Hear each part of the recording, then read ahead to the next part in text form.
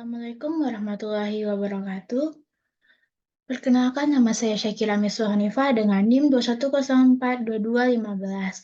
Pada kali ini saya akan menjelaskan tentang structuring policy problems.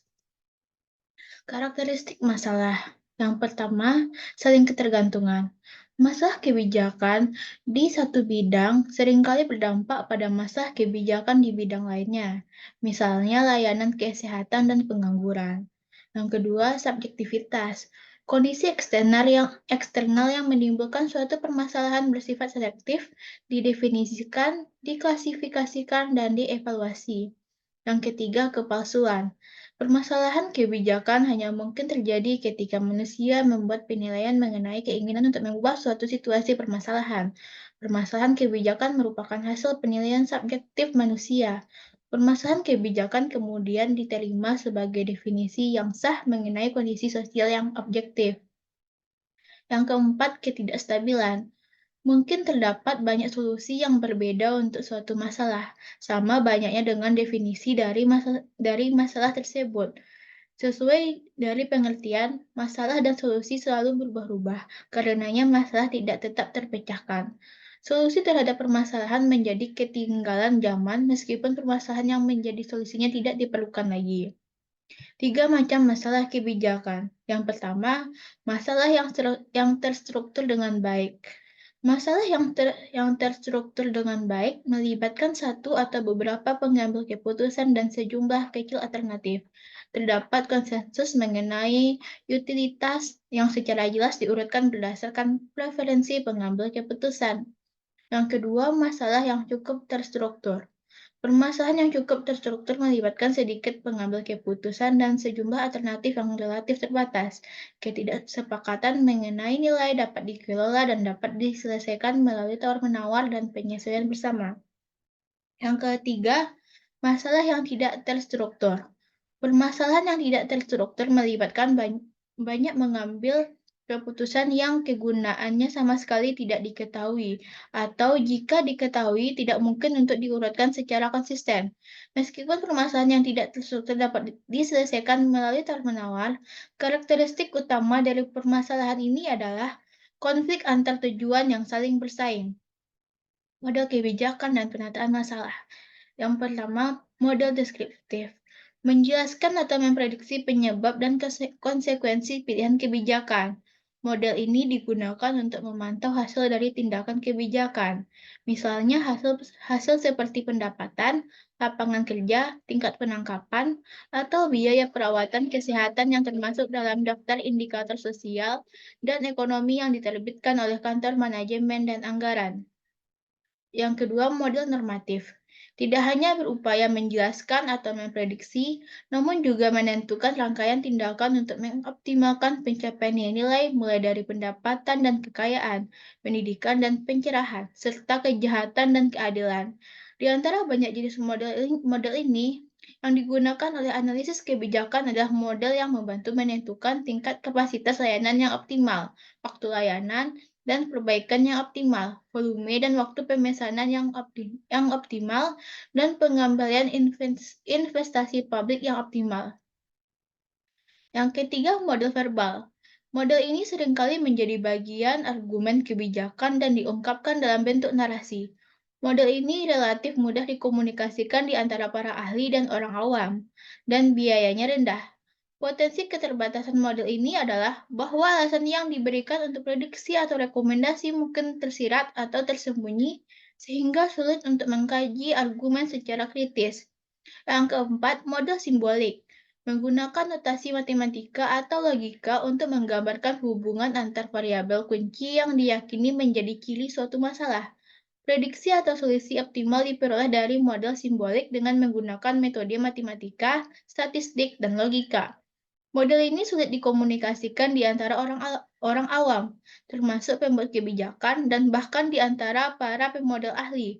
Terdapat kesalahpahaman mengenai elemen dasar model. Yang kelima, model prosedural. Model ini mewakili hubungan dinamis antar variabel. Prediksi dan solusi optimal diperoleh dengan mencari dan mensimulasikan serangkaian hubungan yang mungkin terjadi. Misalnya hubungan antara pertumbuhan ekonomi, konsumsi energi, dan pasokan pangan di tahun-tahun mendatang. Yang keenam, model sebagai pengganti dan perspektif. Model pengganti diasumsikan sebagai pengganti atau proksi terhadap permasalahan substantif.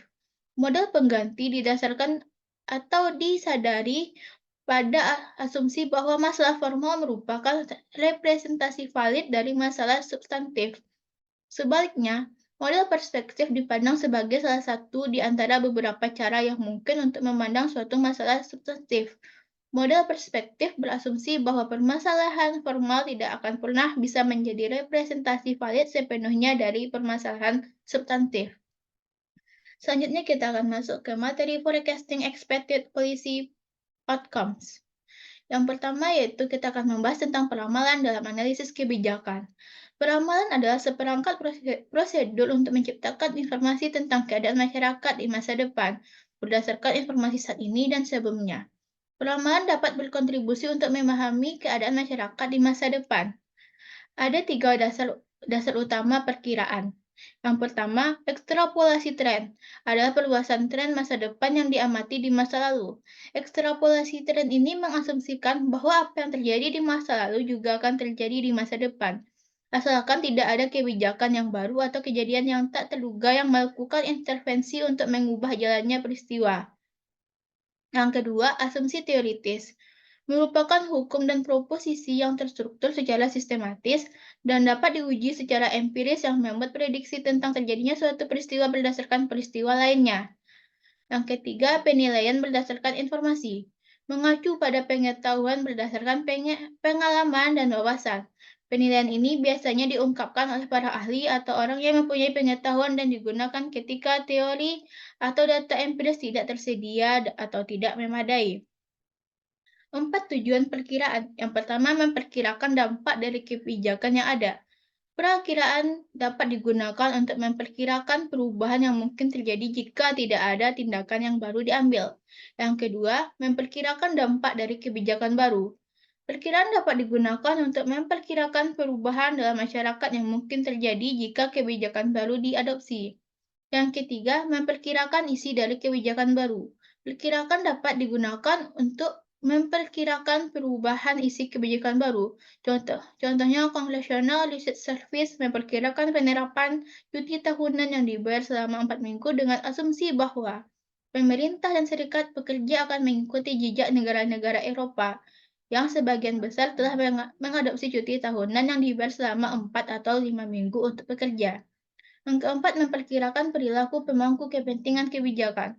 Perkiraan dapat digunakan untuk memperkirakan kemungkinan dukungan dan penolakan terhadap kebijakan baru yang diusulkan.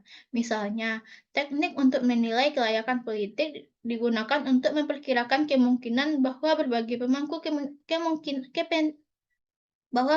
pemangku kepentingan akan mendukung suatu kebijakan pada berbagai tahap proses kebijakan, mulai dari adopsi hingga implementasi. Selanjutnya yaitu peramalan ekstrapolatif. Metode peramalan ekstrapolatif menghasilkan perkiraan keadaan masyarakat di masa depan berdasarkan data masa lalu, saat ini, dan sejarah. Peramalan ini seringkali didasarkan pada analisis deret waktu yang melibatkan analisis nilai numerik yang dikumpulkan pada beberapa titik waktu dan disajikan secara berurutan. Yang kedua, analisis rangkaian waktu memberikan ringkasan ukuran jumlah dan laju perubahan pada tahun-tahun yang lalu yang akan datang. Peramalan ekstrapolatif digunakan untuk memproyeksikan pertumbuhan ekonomi, penurunan populasi, konsumsi energi, kualitas hidup, dan beban kerja lembaga. Analisis rangkaian waktu klasik. Analisis deret waktu klasik dapat digunakan untuk perakiraan ekstrapolatif. Analisis ini membagi deret waktu menjadi 4 komponen. Yang pertama, tren sekuler adalah pertumbuhan atau penurunan jangka panjang yang mulus dalam serangkaian waktu. Yang kedua, variasi musiman. Sesuai dengan istilahnya, adalah variasi dalam suatu deret waktu yang berulang secara berkala dalam kurun waktu 1 tahun atau kurang. Yang ketiga, fluktuasi. Fluktuasi siklus juga bersifat periodik, namun dapat berlangsung secara tidak terduga selama beberapa tahun. Siklus sering terjadi Siklus seringkali sulit dijelaskan karena setiap fluktuasi siklus baru mungkin merupakan konsekuensi dari faktor-faktor baru dan tidak diketahui. Yang keempat, pergerakan yang tidak teratur, yaitu variasi yang tidak dapat diprediksi dalam suatu rangkaian waktu yang tampaknya tidak mengikuti pola yang teratur. Deret waktu nonlinear. Peramalan ekstrapolatif seringkali didasarkan pada analisis deret waktu. Banyak data deret waktu yang menjadi perhatian pada analisis kebijakan, misalnya data kejahatan, polusi, pengeluaran publik, urbanisasi, bersifat nonlinear. Berbagai teknik telah dikembangkan untuk menyesuaikan kurva nonlinear dengan pola perubahan yang tidak menunjukkan peningkatan atau penurunan nilai deret waktu yang diamati secara konstan. 5 macam kurva deret waktu nonlinear. Yang pertama, osilasi. Di sini ada penyimpangan dari linearitas. Nah, namun dalam beberapa tahun saja, kuartal, bulan, atau hari. Fluktuasinya mungkin terjadi terus-menerus dan teratur, sehingga tidak menunjukkan peningkatan atau penurunan yang konstan dalam periode yang diteliti.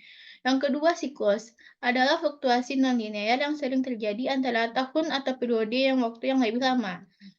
Siklus mungkin tidak dapat diprediksi atau terjadi secara terus-menerus dan teratur. Yang ketiga, kurva pertumbuhan menunjukkan peningkatan kumulatif laju pertumbuhan selama suatu rangkaian waktu. Kurva pertumbuhan yang dikembangkan dari studi organisme biologis telah digunakan untuk meramalkan pertumbuhan industri, wilayah perkotaan, populasi, teknologi, dan ilmu pengetahuan. Yang keempat, kurva penurunan. Penyimpangan dari linearitas kembali terjadi antara tahun, dekade, atau periode yang lebih lama. Akibatnya, kurva ini merupakan kebalikan dari kurva pertumbuhan. Kurva penurunan menunjukkan penurunan kumulatif dalam laju penurunan dalam suatu rangkaian waktu. Yang kelima, bencana. Ciri utama deret waktu yang bersifat bencana adalah data tersebut menampilkan diskontinuitas yang tiba-tiba dan tajam. Analisis perubahan bencana, sebuah bidang studi yang didirikan oleh ahli matematika Prancis, Rentom, tidak hanya melibatkan perubahan nonlinear dari waktu ke waktu, tetapi juga pola perubahan yang terputus-putus. Contohnya termasuk perubahan mendadak dalam kebijakan pemerintah selama perang, dan jatuhnya bursa saham pada saat krisis ekonomi dan perubahan mendadak. Selanjutnya yaitu peramalan teoritis. Metode peramalan teoritis membantu analisis membuat prediksi keadaan masyarakat di masa depan berdasarkan proposisi teoritis serta data terkini dan histori. Berbeda dengan peramalan ekstrapolatif yang menggunakan asumsi-asumsi mengenai perulangan sejarah untuk membuat ramalan.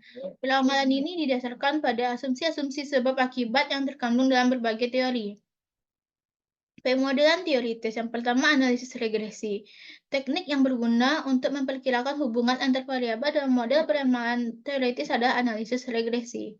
Karena memaksa analisis untuk memutuskan mana di antara dua variabel yang merupakan penyebab dari variabel lainnya, yaitu menentukan variabel independen dan variabel dependen.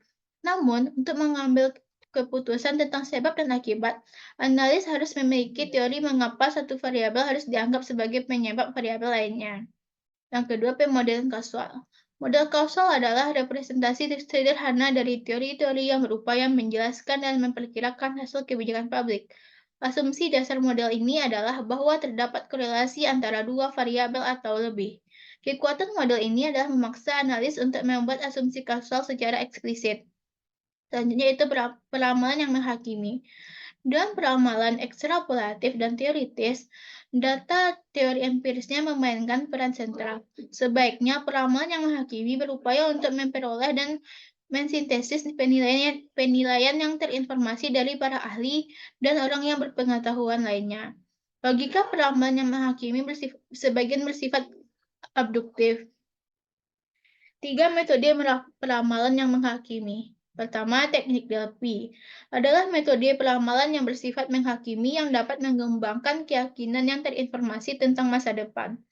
Teknik ini dinamai berdasarkan kuil Apollo di Delphi, tempat para peramal Yunani berusaha meramalkan masa depan dikembangkan pada tahun 1948 oleh para pendiri di Rand Corporation. Teknik ini dirancang untuk menghindari beberapa sumber distorsi komunikasi yang ditemukan dalam kelompok, dominasi kelompok oleh satu atau beberapa orang. Yang kedua, analisis dampak silang.